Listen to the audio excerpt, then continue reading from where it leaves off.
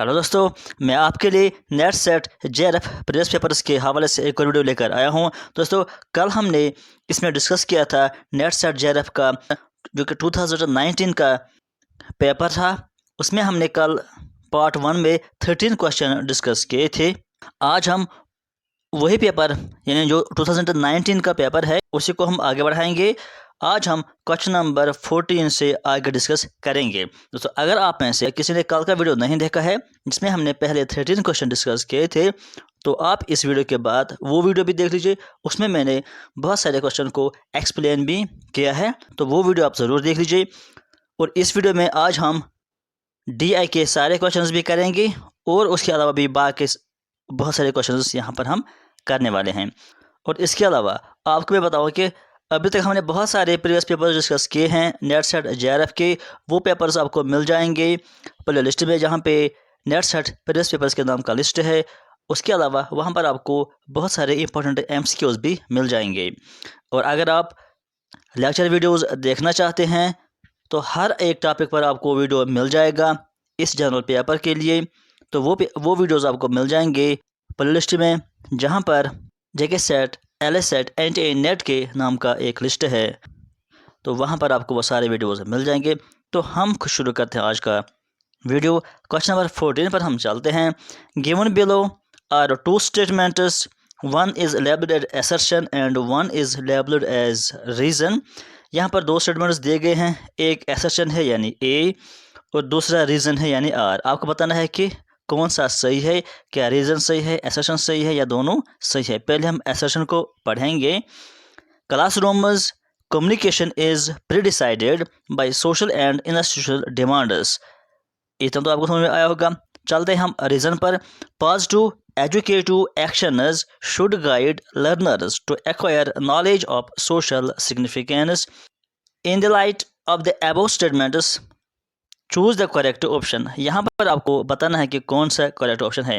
अगर आप असर्शन देखेंगे, classroom communication is decided by social and institutional demands, इसमें कोई शक नहीं, ये तो ट्रू है, क्योंकि क्लासरूम कम्युनिकेशन स्कूल डिसाइड करता है, सोसाइटी डिसाइड करता है। यानी क्लासरूम में जो भी पढ़ाया जाता है वो पहले से ही डिसाइडेड किया हुआ होता है, उसका करिकुलम पहले से ही फ्रेम किया जाता है, सिलेबस पहले फ्रेम किया जाता है, और वो syllabus according to social needs जो होती हैं, अकॉर्डिंग टू इंस्टीट्यूशन जो डिमांड्स होती हैं, उनके अकॉर्डिंग वो फ्रेम किया जाता है। तो ये तो बिल्कुल सही है।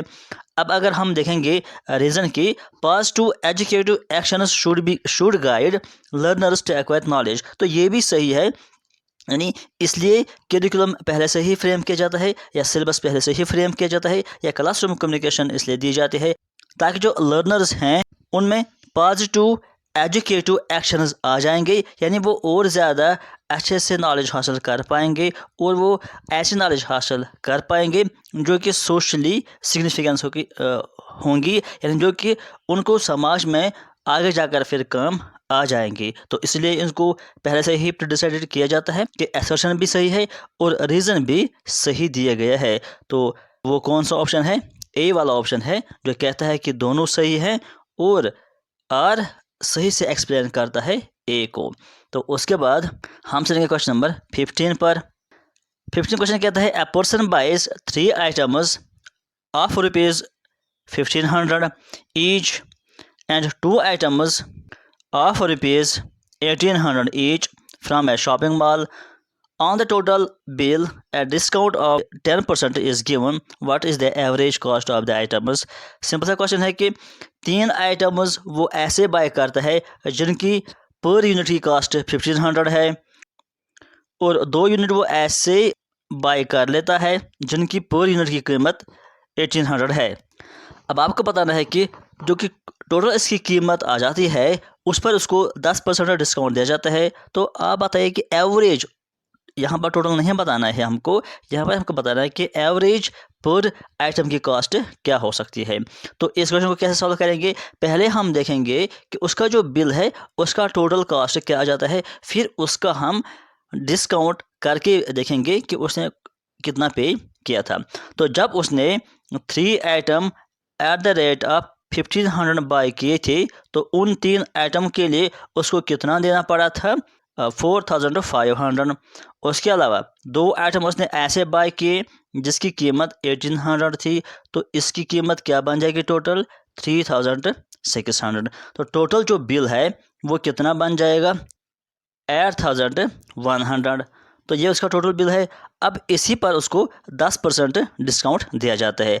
10% डिस्काउंट जब दिया जाता है तो वहाँ पर जो बाकी प्राइस रहता है वो क्या होता है, यहाँ पर हम लिखेंगे नेट कॉस्ट। यदि अब उसको कितना पे करना है, हम इसमें से 10% निकालेंगे। 10% कैसे निकाल सकते हैं, यानी प्रिंसिपल जो कि अमाउंट हमारा है इसमें से हमको 90 डिवाइड बाई 100, क्योंकि बेस हमेशा 100 माना जाता है। अब जितना डिस्काउंट है उतना कम करना है, यानी 100 में से 10% डिस्काउंट अगर है तो 90 ही रहेगा। तो बेस 100 था, तो अब ये कितना रहेगा, इसको मल्टीप्लाई करेंगे और डिवाइड करेंगे। ये 100 यहाँ से काट हो जाएगा। अब आपको 90 इंटू 81 मल्टीप्लाई करना है। तो जब आप इसको मल्टीप्लाई करेंगे तो आपका आंसर क्या बन जाएगा, यानी ये 7290 बन जाता है। टोटल उसने इतना पे किया था। अब हमको निकालना है एवरेज। एवरेज का मतलब है कि उसने हर एक आइटम पर कितना दिया था ऑन एवरेज। तो हमको ये पता है कि उसने कितने आइटम्स बाय किए थे, उसने 5 आइटम्स टोटल में बाय किए थे। तो हमको ये प्राइस डिवाइड करना है उन 5 आइटम्स में। तो जब हम 7290 को 5 से डिवाइड करेंगे तो आपका आंसर आ जाएगा 1458। अब डिवाइड करना आपको आ जाता है, 5 1 ज़र 5, ये हो जाएगा 5 1 ज़र 5। अब 2 कैरी हो जाएंगे, 5 4 ज़र 20। इस तरह से आप इसको डिवाइड करेंगे। तो हम चलेंगे नेक्स्ट क्वेश्चन पर।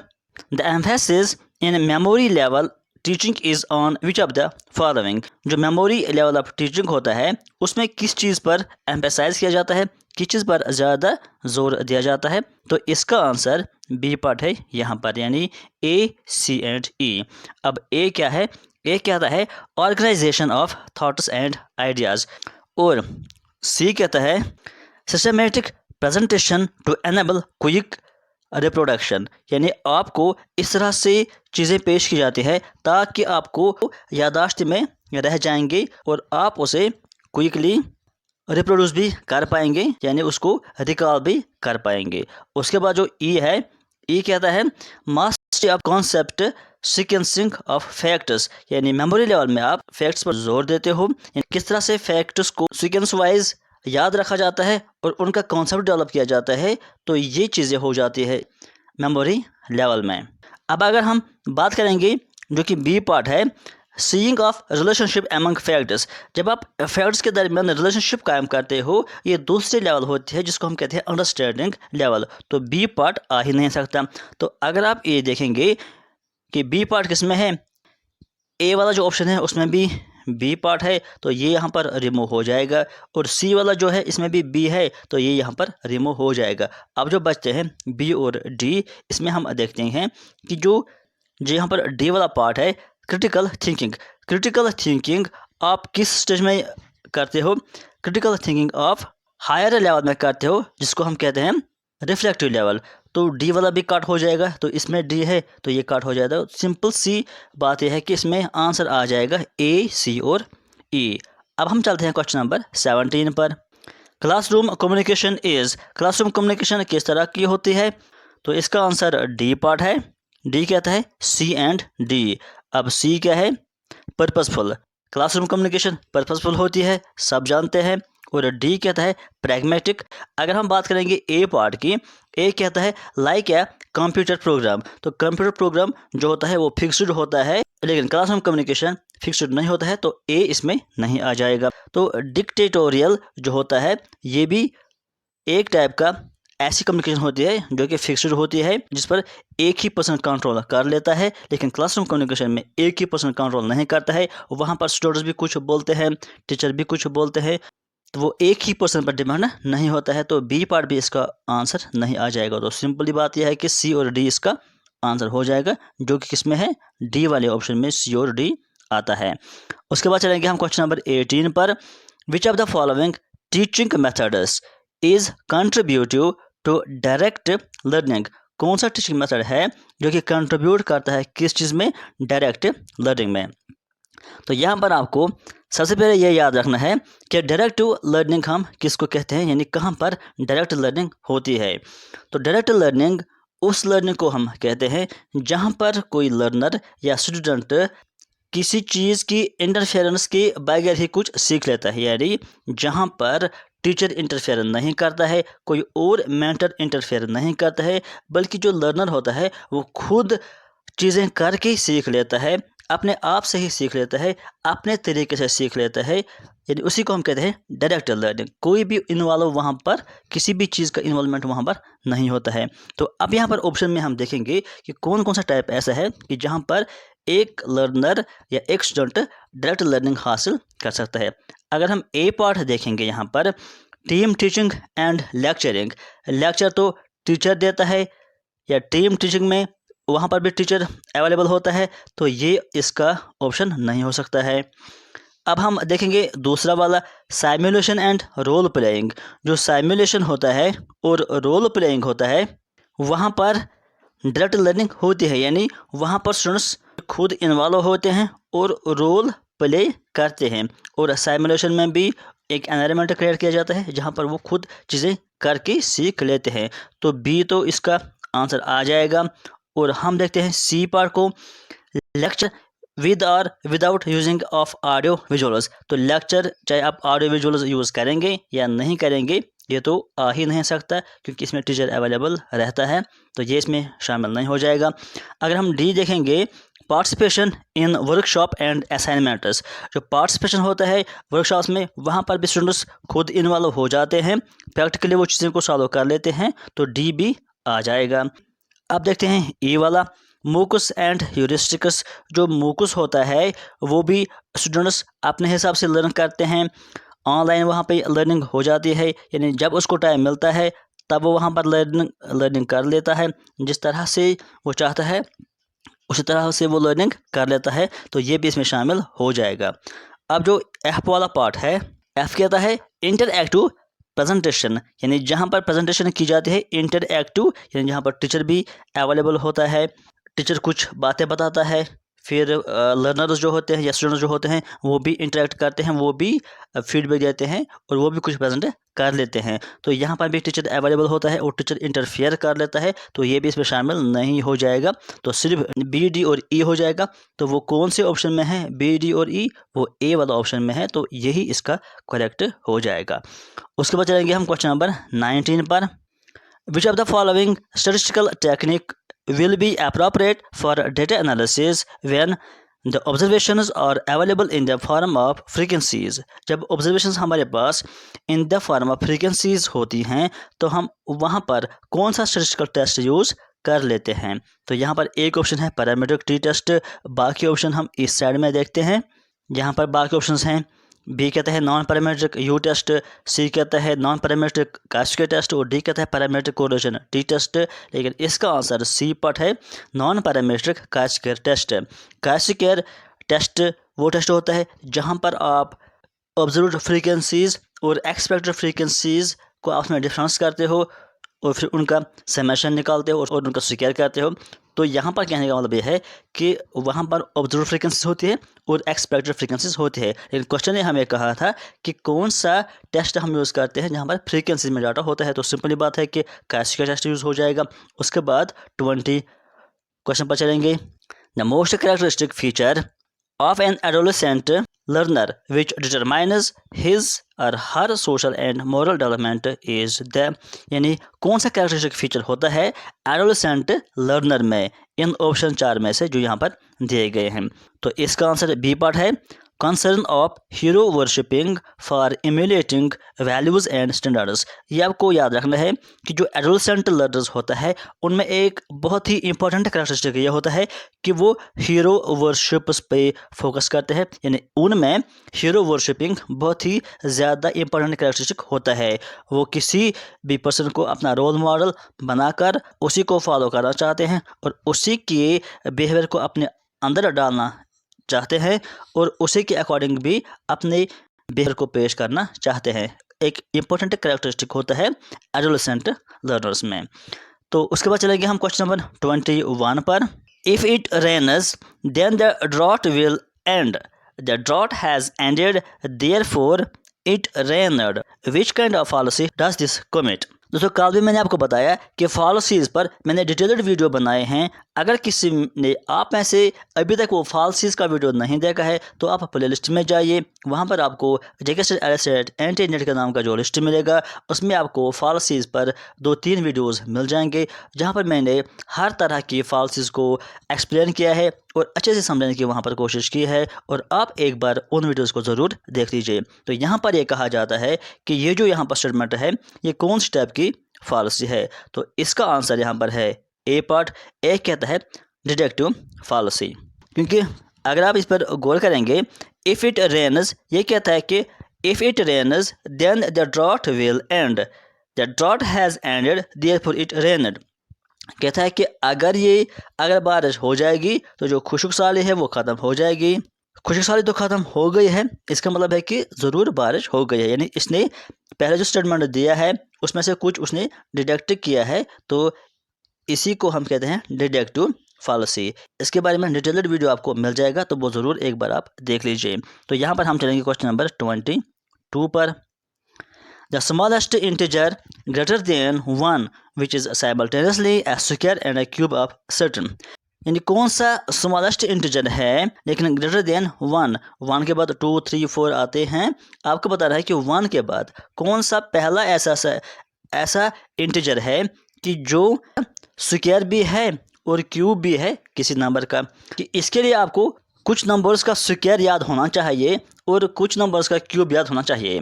वो मैंने आपको वहाँ पर वीडियोस में बता भी दिया था, और कैसे आप स्क्वायर्स याद रखेंगे और कैसे आप क्यूब्स भी याद रखेंगे ये भी मैंने आपको वीडियोस में समझाया है। आप एक बार वो वीडियोस देख लीजिए। यहाँ पर फिर भी हम थोड़ा सा आपको बताएंगे को 1 का स्क्वायर 1 होता है, 2 का स्क्वायर 4 होता है, 3 का स्क्वायर 9 होता है, फिर 4 का स्क्वायर 16 होता है, फिर 5 का स्क्वायर 25, फिर 6 का स्क्वायर 36 और 7 का स्क्वायर 49, 8 का स्क्वायर 48 और 9 का स्क्वायर 81, 10 का स्क्वायर 100। फिलहाल हम 100 तक लिखेंगे यहाँ पर। उसके बाद जो क्यूब होता है कि 1 का क्यूब 1 ही होता है, 2 का क्यूब 8 होता है, 3 का क्यूब 27 होता है, 4 का क्यूब 64 होता है और 5 का क्यूब 125 होता है और 6 का क्यूब 216 होता है। फिलहाल हम इतना लिखेंगे, तो इतना अगर आप याद रखेंगे तो अगर आप देखेंगे कि इनमें से यहाँ पर जो ये हैं स्क्वायर वाले और ये हैं क्यूब वाले नंबर्स, तो सबसे पहला जो नंबर आ गया जो कॉमन है वो कौन सा है नंबर। अगर आप यहाँ पर देखेंगे सबसे पहला नंबर जो कॉमन है इन दो में वो कौन सा है, वो 64 है। 1 के बाद हमको देखना है 1 तो नहीं आएगा, कि क्वेश्चन में कहा गया है कि 1 के बाद कौन आ गया। यहाँ पर 4 है तो यहाँ पर 4 नहीं है, इसको कट करेंगे। यहाँ पर फिर 9 है तो यहाँ पर 9 नहीं तो कट हो जाएगा। यहाँ पर 8 है तो वहाँ 8 नहीं था। यहाँ पर 16 है, यहाँ पर 16 नहीं है। फिर 25 है, यहाँ नहीं है। फिर 36 है, यहाँ पर 49 है। फिर यहाँ पर देखो 64 है और यहाँ पर भी 64 है। इससे पहले कोई भी नंबर कॉमन नहीं है, तो इसका मतलब कि यहाँ पर 64 क्या है, ये एक नंबर का स्क्वायर है, और यहाँ पर 64 क्या है, ये क्यूब है। तो इसका मतलब कि 1 के बाद जो पहला नंबर कॉमन आता है स्क्वायर और क्यूब में वो कौन होता है, 64। अब ऑप्शन में हम देखेंगे कि 64 कौन सा वाला ऑप्शन है। 64 डी वाला ऑप्शन है, तो डी इसका सही आंसर हो जाएगा। उसके बाद question number 23, below are given two sets in which set first specifies the 4 behavior modification techniques while set second indicates their exemplifications match the sets। set first में बिहेवियर का टाइप दिया गया है और सेट सेकंड में उसको explain किया है कि किस टाइप का बिहेवियर है। आपको यहाँ पर मैच करना है और बताना है कि कौन से टाइप का बिहेवियर की डेफिनेशन क्या होती है। पहला टाइप जो है पॉजिटिव रीइंफोर्समेंट। यहाँ से आप इनको चेक कीजिए कि पॉजिटिव रीइंफोर्समेंट जो बिहेवियर होता है उसका डेफिनेशन क्या है। पॉजिटिव रीइंफोर्समेंट पहले आप समझ लीजिए कि जिसको याद नहीं है कि पॉजिटिव रीइंफोर्समेंट हम किसको कहते हैं, उसको मैं एक बार फिर से यहाँ पर याद दिलाने की कोशिश करूँगा कि पॉजिटिव रीइंफोर्समेंट हम उस रीइंफोर्समेंट को कहते हैं जब हम किसी को, किसी पर्सन को, किसी इंडिविजुअल को कोई चीज़ देते हैं ताकि उसका बिहेवियर इंक्रीज़ हो जाएगा, उसका बिहेवियर जो फ्रीक्वेंसी है वो और ज़्यादा बढ़ जाए, यानी हम उसको कोई चीज़ ऐड कर देते हैं, कोई स्टिमुलस उसको हम देते हैं। तो यहाँ पर जो यहाँ पहला डेफिनेशन है withdrawal of a pleasant, withdraw का मतलब है कि वापस लेना, तो ये तो नहीं आ जाएगा। दूसरा कहता है पेनफुल और एवर्जन, आप उसको पेन देते हो, आप उसको सज़ा देते हो, तो ये भी नहीं आएगा। थर्ड कहता है the behaviour increases, the behaviour increases in frequency after the removal of stimulus, हम यहाँ पर रिमूवल नहीं करते हैं, पॉजिटिव में हम कुछ ऐड कर देते हैं। तो अगर हम फोर्थ देखेंगे the behaviour increases in frequency after the presentation of A stimulus, जब आप स्टिमुलस को प्रेजेंट करते हो, कोई स्टिमुलस उसको देते हो, उसके बाद उसका जो फ्रीक्वेंसी ऑफ बिहेवियर है वो इंक्रीज हो जाता है। तो इसका मतलब जो पहला वाला पार्ट है उसको फोर्थ आ जाएगा, ए को फोर्थ आ जाएगा। पहले हम इसी में से ऑप्शन देखेंगे कि क्या हमारा इसमें इससे आंसर आ जाता है। ए वाले को फोर्थ है तो वो कौन सा ऑप्शन है? अगर आप यहाँ पर चेक करेंगे तो सिर्फ एक ही ऑप्शन ऐसा है कि जहाँ पर ए वाले पार्ट को फोर्थ दिया गया है और वो सी पार्ट है। तो इसका मतलब अब हमको ये ज़रूरत नहीं है कि हम बाकी ऑप्शंस को देखेंगे और उसको मैच करेंगे, लेकिन अगर आप प्रैक्टिस के तौर पर यानी रिवीजन के तौर पर इसको पढ़ना चाहते हैं तो वो बहुत ही ज़रूरी है। लेकिन मैं आपको बता रहा हूँ कि एग्ज़ाम पॉइंट ऑफ व्यू के हवाले से अगर आपको इस तरह का क्वेश्चन मिल जाता है कि जहाँ पर आप एक ही ऑप्शन, एक ही पार्ट को सॉल्व करते वक्त आपका आंसर मिल जाता है, तो आपको बाकी ऑप्शन पढ़ने की ज़रूरत नहीं है, उन पर टाइम वेस्ट करने की ज़रूरत नहीं है। उस टाइम में आप दूसरे क्वेश्चन सॉल्व कर सकते हैं। लेकिन यहाँ पर हम स्टडी करते हैं, यहाँ पर हम सीखने की कोशिश करते हैं और इसलिए यहाँ पर हम बाकी ऑप्शन भी देख लेंगे। जो दूसरा है अब बी पार्ट, वो कहता है नेगेटिव रीइंफोर्समेंट। अब नेगेटिव रीइंफोर्समेंट का मतलब क्या है? नेगेटिव रीइंफोर्समेंट का मतलब यह है कि हम बिहेवियर की फ्रीक्वेंसीज को इंक्रीज करने के लिए कोई चीज़ उनसे छीन लेते हैं, उसको हम कहते हैं नेगेटिव रीइंफोर्समेंट। अब यहाँ पर देख लीजिए, ऐसी डेफिनेशन है जहाँ पर कहा गया है कि हम वापस कोई चीज़ लेते हैं ताकि इंक्रीज हो जाएगा बिहेवियर में। पहले पार्ट को हम देखेंगे विथड्रॉल ऑफ प्लेजेंट और application of aversion stimulus to stop behaviour. Negative reinforcement में हम बिहेवियर को स्टॉप नहीं करते हैं बल्कि हम उसको इंक्रीज ही कर देते हैं, तो फर्स्ट इसमें नहीं आ जाएगा। तो दूसरे को हम देखते हैं। दूसरा कहता है पेनफुल और एवर्जन, हम यहाँ पर पेनफुल या एवर्जन नहीं देते हैं नेगेटिव रीइंफोर्समेंट में, तो ये भी नहीं आ जाएगा। तो थर्ड को हम चेक करते हैं the behaviour increases in frequency after removal of stimulus, यानी जब हम किसी चीज़ को रिमूव करते हैं ताकि जो बिहेवियर है वो इंक्रीज हो जाएगा, तो इसी को हम कहते हैं नेगेटिव रीइंफोर्समेंट। तो बी वाला जो है इसको ये थर्ड आ जाएगा। जो सी वाला ऑप्शन हमने चूज़ किया था उसमें भी आप देख लीजिए कि बी को थर्ड ही लिखा गया है। उसके बाद जो सी है पनिशमेंट, पनिशमेंट का मतलब क्या है? पनिशमेंट का मतलब है कि जब आप किसी कैंडिडेट को, जब आप किसी इंडिविजुअल को पेन देते हो, तो यहाँ पर आप देख लीजिए डेफिनेशन में कि कहाँ पर लिखा गया है कि हम उसको पेनफुल स्टिमुलस देते हैं या पेनफुल एक्ट उसको कर देते हैं। ये सेकंड देख लीजिए, पेनफुल और aversion stimulus is presented to stop, आप उसको कोई पेनफुल एक्टिविटी देते हो, कोई पेनफुल स्टिमुलस देते हो ताकि वो स्टॉप करे उस बिहेवियर को, तो उसी को हम कहते हैं पनिशमेंट। तो जो सी है उसको सेकंड आ जाएगा। उसके बाद जो डी वाला ऑप्शन है एक्सटिंक्शन। अब एक्सटिंक्शन कौन सा बिहेवियर हो गया? एक्सटिंक्शन का बिहेवियर वो बिहेवियर होता है कि जब आप उससे कोई चीज़ वापस लेते हो, उससे स्टिमुलस रिमूव कर देते हो ताकि वो स्टॉप कर दे। तो withdrawal of a pleasant stimulus और application of an aversion to stop behaviour, तो जब आप उससे कोई चीज़ वापस लेते हो ताकि वो स्टॉप करे उसको कहते हैं एक्सटिंक्शन। तो इनको आप एक बार फिर रीड कीजिए इन ऑप्शंस को, अगर आपको किसी भी पार्ट में कन्फ्यूजन होता है ताकि आपको ये अच्छे से समझ में आ जाएगा। तो हम चलेंगे नेक्स्ट क्वेश्चन पर, जो कि क्वेश्चन नंबर 24 है। Swapping of encoder decoder roles in communication happens due to कहता है कि स्वैपिंग कब होती है, एनकोडर और डिकोडर रोल्स में कम्युनिकेशन, यानी कौन सी टाइप की कम्युनिकेशन ऐसी होती है जहां पर आप एनकोडर और डिकोडर को आपस में स्वैप कर लेते हो। अब जिसको ये पता नहीं है कि स्वैप का मीनिंग क्या है, उसके लिए मैं यहाँ पर बताऊंगा। स्वैप का मतलब है इंटरचेंज करना, या इन सिंपल वर्ड्स में अगर हम कहेंगे कि इसका मतलब यह है कि कौन सी कम्युनिकेशन ऐसी है जहां पर एनकोडर डिकोडर बन जाता है और जो डिकोडर होता है वो एनकोडर बन जाता है, यानी वो अपनी पोजीशन चेंज कर देते हैं कम्युनिकेशन के दौरान। कौन सी ऐसी टाइप की कम्युनिकेशन होती है? तो ऑप्शन अगर आप देखेंगे कॉग्निटिव डिसरप्शन, तो ये इसका आंसर नहीं हो जाएगा।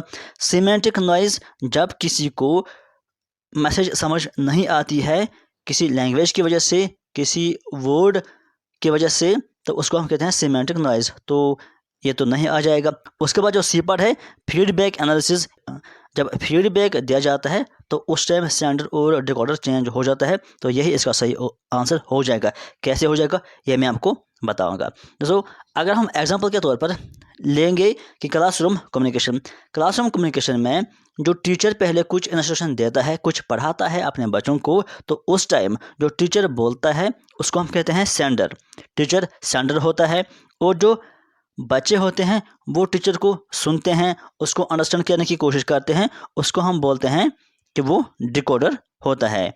यानी टीचर क्या होता है, वो सेंडर होता है जिसको हम बोलते हैं एनकोडर, और जो बच्चे होते हैं वो लर्न करते हैं, वो सुन लेते हैं, उसको हम बोलते हैं डिकोडर। और उसके बाद जब वो टीचर पढ़ाई ख़त्म कर लेता है, उसके बाद वो अपने बच्चों से फीडबैक लेता है, उनसे चाहे क्वेश्चन वो पूछ लेता है, चाहे उनसे वो टेस्ट लेता है, जो भी जिस भी तरीके से वो फीडबैक लेता है। तो जब फीडबैक वो लेता है, फीडबैक के दौरान जो स्टूडेंट्स होते हैं वो बोलते हैं, वो मैसेज शेयर कर लेते हैं, और जो टीचर होता है वो सुन लेता है और अंडरस्टैंड करने की कोशिश कर लेता है। तो जब फीडबैक दिया जाता है तो फीडबैक के दौरान जो स्टूडेंट्स होते हैं वो एनकोडर होते हैं, और जो टीचर होता है वो अब डिकोडर बन जाता है।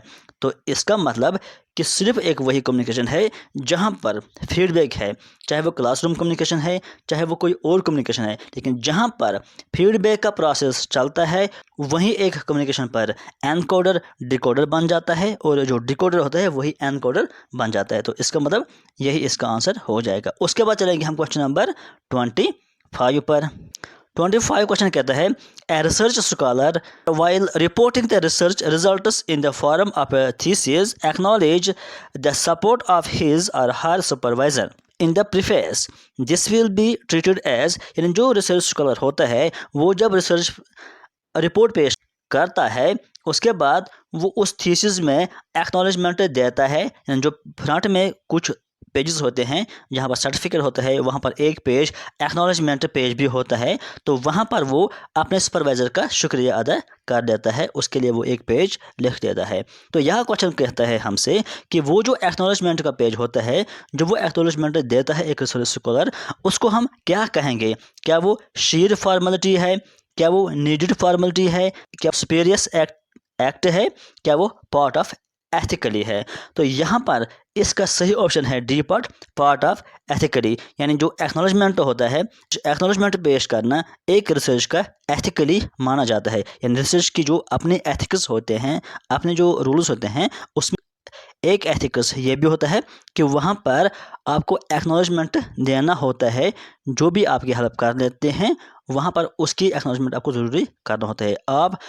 आपको हेल्प कर लेता है सुपरवाइज़र, तो आपको उसका एक्नॉलेजमेंट देना ज़रूरी होता है। तो ये इसका डी पार्ट बेस्ट आंसर हो जाता है। उसके बाद हम चलेंगे नेक्स्ट क्वेश्चन पर 26। अब जो यहाँ पर क्वेश्चन नंबर 26 से लेकर क्वेश्चन नंबर 30 तक है, ये बेस्ड है ऑन DI का मतलब है डेटा इंटरप्रिटेशन। तो इसको आप ध्यान से यहाँ पर देख लीजिए।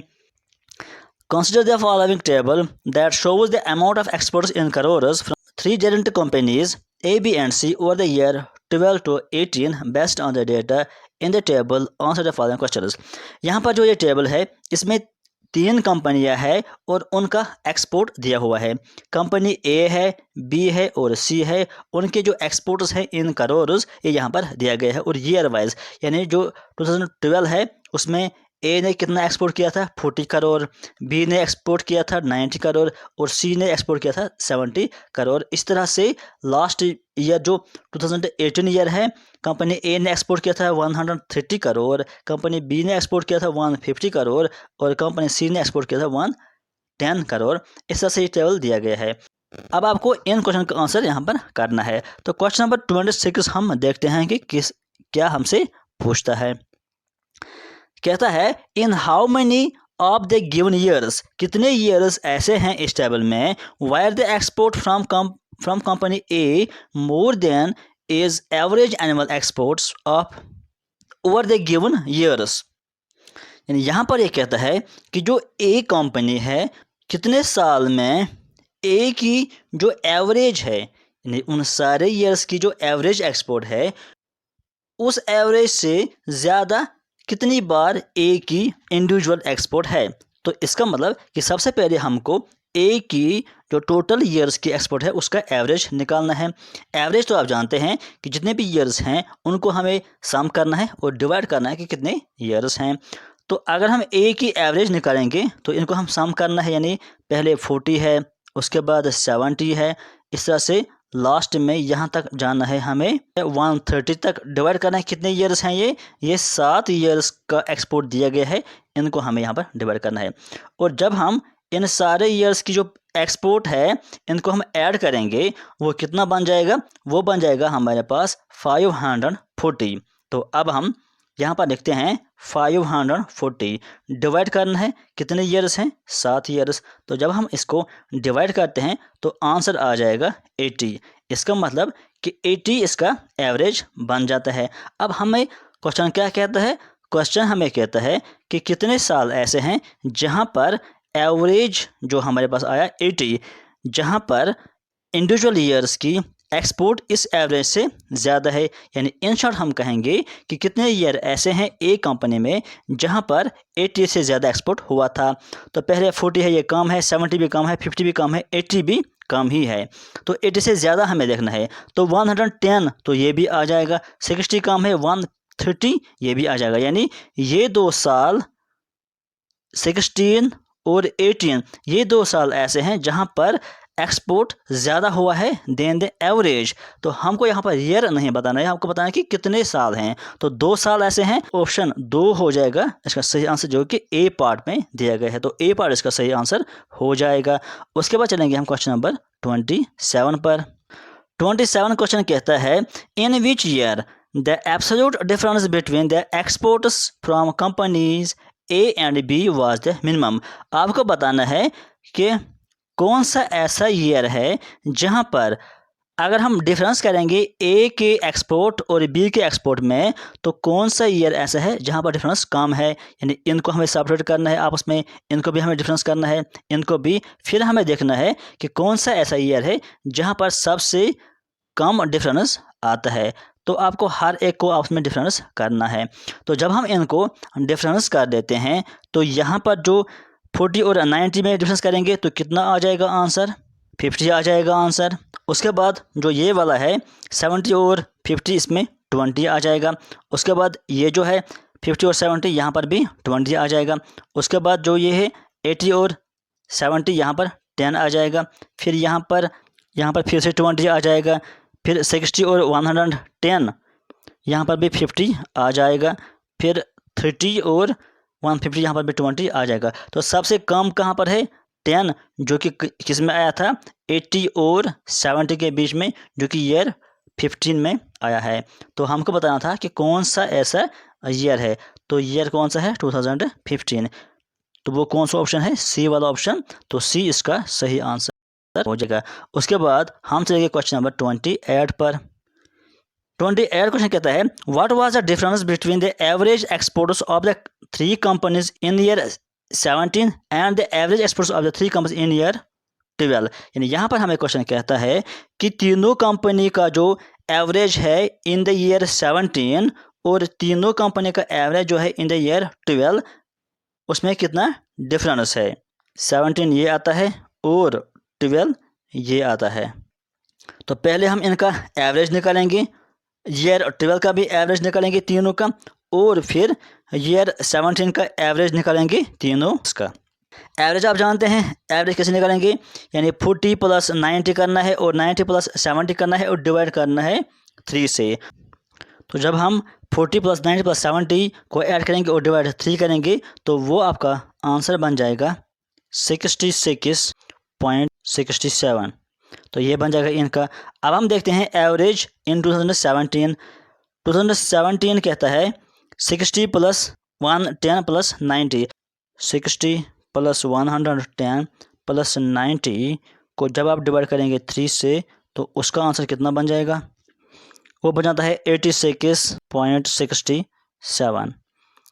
अब हमको देखना है कि इन दो के बीच में कितना डिफरेंस है। तो जब आप इन दो में से सब्ट्रैक्ट करेंगे, 67 में 67 गए तो 0, 86 में से 66 आप निकालेंगे तो 20 करोड़ इसका आंसर आ जाएगा। तो अब आपको देखना है 20 करोड़ कौन सा ऑप्शन यहाँ पर है।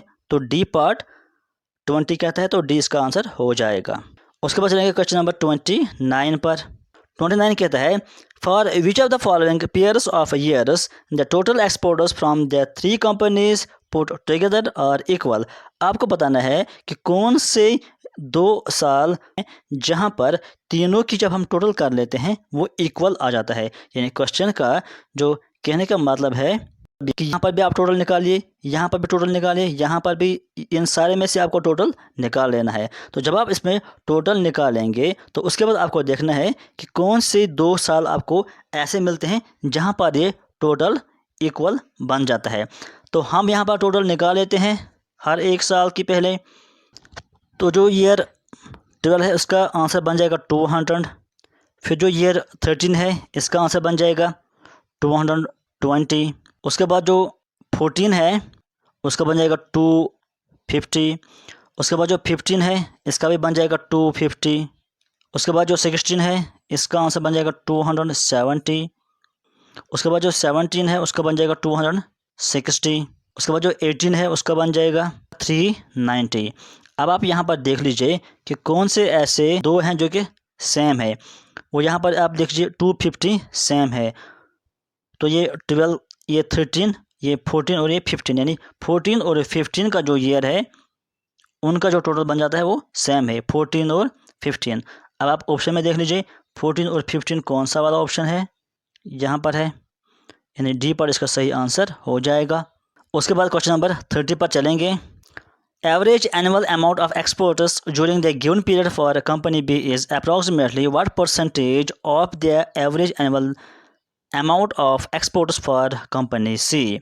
कहता है कि जो कंपनी बी है उसका जो एवरेज एक्सपोर्ट है वो कितना परसेंटेज है उससे जो कि एवरेज परसेंटेज ऑफ सी है, यानी सी में जो एवरेज एक्सपोर्ट है उसका कितना परसेंटेज है जो कि एवरेज बी में आ जाता है। यानी इसका मतलब पहले हमको निकालना है एवरेज ऑफ बी और उसके बाद निकालना है एवरेज ऑफ सी, उसके बाद हम उनका परसेंटेज भी यहाँ पर निकाल देंगे। तो पहले निकाल लीजिए एवरेज बी और एवरेज सी का। इसका एवरेज आप निकाल लीजिए। पहले भी मैंने आपको कहा कि इनको पहले सम करना है उसके बाद उसको डिवाइड करना है 7, क्योंकि ये 7 ईयर्स हैं। तो जब आप 90 को 50 से ऐड करेंगे, 50 को 17, ये सारे को आप ऐड करेंगे, ऐड करने के बाद वो बन जाएगा 630, डिवाइड 7 से करेंगे तो वो बन जाएगा आपका 90। तो हमारे पास आ गया एवरेज बी का 90। उसके बाद हम एवरेज निकालेंगे अब सी का भी। तो जब हम सी को ऐड करेंगे 70, 100, 130, तो सी का ऐड बन जाता है 670, डिवाइड जब 7 से करेंगे क्योंकि ये 7 साल का एवरेज निकालना है तो ये बन जाएगा आपका 95.714।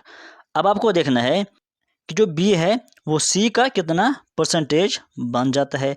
तो ये परसेंटेज कैसे निकालते हैं कि हमको किसका देखना है, हमको बी का देखना है। बी में कितना था, बी में 90 था। ये हमें देखना है कि सी का कितना परसेंटेज है। सी कितना है 95.714 हमें परसेंटेज देखना है। तो इंटू करेंगे हम इससे 100 से। तो अब यहाँ पर आपको इसको डिवाइड कर देना है। लेकिन यहाँ पर आपको मैं एक बात बताऊँ कि आप देख लीजिए कि ये जो यहाँ पर क्वेश्चन है 90 को आपको डिवाइड करना है 95.714 इंटू करना है 100। अगर आप इसको मैनुअली डिवाइड कर देंगे, आपको ये भी पता है कि एग्जाम सेंटर में आप ना तो कैलकुलेटर ले जाते हैं ना तो फ़ोन आपको अलाउड होता है, तो आपको इसे मैनुअली डिवाइड करना पड़ेगा। तो ये आपका बहुत टाइम वहाँ पर ले जाएगा।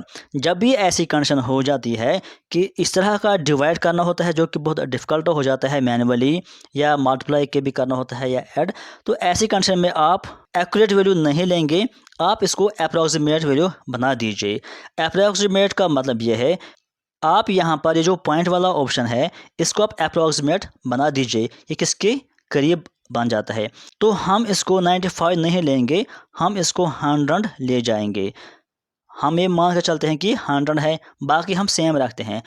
पहले हमें 90 को 95 से डिवाइड करना था, लेकिन अब हमने इसको 100 कर दिया है अप्रॉक्सीमेटली। अब हम इसको सॉल्व करेंगे और फिर आंसर भी हम अप्रॉक्सीमेटली देख लेंगे। तो जब हम इसको सॉल्व करेंगे 100 से 100 काट जाएगा तो आंसर बन जाएगा 90। तो आप देख लीजिए यहाँ पर जो हमने क्वेश्चन बना दिया है इसको कितना ईजी सॉल्व करना हुआ, लेकिन अगर आप इस एक्चुअली क्वेश्चन को सॉल्व करने बैठ जाएंगे तो आपको कितना टाइम इसको सॉल्व करने में लग जाएगा। यहाँ पर आपको कुछ नहीं करना है, 95 को आपने 100 बना दिया, 100 से 100 कट हो गया तो वहाँ पर आंसर आएगा 90। ये आप बिना पेन और पेपर के भी इतना कर सकते हैं अगर आप ऐसा कर लेते हो। अब आपको देखना है आंसर। यहाँ पर हमको आंसर मिल गया 90, लेकिन हमको ये पता है कि हमने जो डिवाइड किया है वहाँ पर हमने वैल्यू इंक्रीज़ किया। हमको डिवाइड करना था 95 से, लेकिन हमने किया 100 से। इसका मतलब अगर हम एक्यूरेट डिवाइड करेंगे तो हमारा आंसर जो है वो 90 से प्लस हो जाएगा, क्योंकि हमने जो डिवाइड में वैल्यू लिया वो हमने बड़ा लिया। आपको ये भी पता होगा कि डिवाइड में जितना हम वैल्यू कम करेंगे आंसर उतना बढ़ जाएगा, जितना हम डिवाइड का वैल्यू बढ़ा देंगे आंसर कम हो जाता है। तो यहाँ पर हमने वैल्यू बढ़ा दिया है तो आंसर हमारा कम आ गया है, यानी एक्चुअल में आंसर ज़्यादा ही आने वाला है। तो ये आपको याद रखना है कि एक्यूरेट जो आंसर है वो 90 से प्लस ही आ जाएगा, यानी 90 से बड़ा ही होने वाला है। अब आप ऑप्शन में देख लीजिए कि 90 से बड़ा कौन सा ऑप्शन है। तो जब आप ऑप्शन में जाते हो और वहाँ पर देख लेते हो कि 90 से बड़ा कौन सा ऑप्शन है, 90 से बड़ा सिर्फ एक ऑप्शन है जो कि सी पार्ट है, तो यहाँ पर आपको ये आंसर मिल जाएगा। लेकिन यहाँ पर भी एक बात आपको याद रखनी है, अगर ऑप्शन ऐसे हैं कि जिनमें बहुत कम डिफरेंस है तब यहाँ पर ये ट्रिक काम नहीं आएगी। मान लो कि अगर आपके पास एक ऑप्शन 93 है, दूसरा आपके पास 94 है, तीसरा आपके पास 95 है, उस केस में आप इस ट्रिक को यूज़ नहीं कर पाओगे जब तक कि आपको एक्यूरेट आंसर नहीं पता है। लेकिन ये ट्रिक मैं आपको बताता हूँ उस केस में जब हमारे पास ऑप्शंस ऐसे हैं कि जिनमें बहुत ज़्यादा डिफरेंस है। तो यहाँ पर आप देख रहे हो यहाँ सारे ऑप्शंस में बहुत बड़ा गैप है, तो इस केस में यही ट्रिक सबसे बेस्ट होती है जिसमें हम वैल्यू को अप्रॉक्सीमेट बना लेते हैं और इसको सॉल्व करने में हमको बहुत ही कम टाइम लगता है। तो उसके बाद जो हमारे पास बाकी क्वेश्चंस हैं 31 से आगे, इनको हम अगले वीडियो में डिस्कस करेंगे, क्योंकि आप देख रहे हैं कि वीडियो बहुत लंबा हो रहा है तो फिर एक ही बार इसको अपलोड करने में बहुत मुश्किल हो रही है। तो आज की इस वीडियो में फिलहाल इतना ही। Thank you.